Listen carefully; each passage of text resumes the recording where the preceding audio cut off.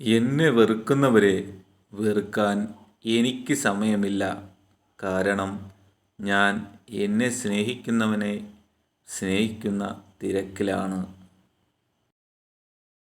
നിങ്ങൾക്ക് സമാധാനം വേണമെങ്കിൽ മറ്റുള്ളവരെക്കുറിച്ച് പരാതിപ്പെടുന്നതിനേക്കാൾ സ്വയം മാറുന്നതാണ് നല്ലത്.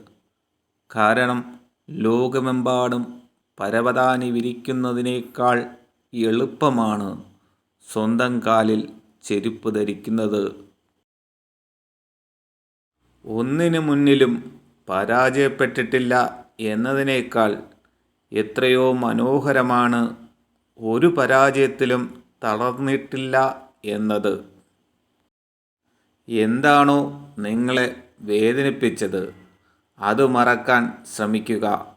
എന്നാൽ അതിലൂടെ നിങ്ങൾ പഠിച്ച പാഠം ഒരിക്കലും മറക്കാതിരിക്കുക. നമ്മൾ ചാനൽ സബ്സ്ക്രൈബ് ചെയ്യണേ പ്ലീസ്.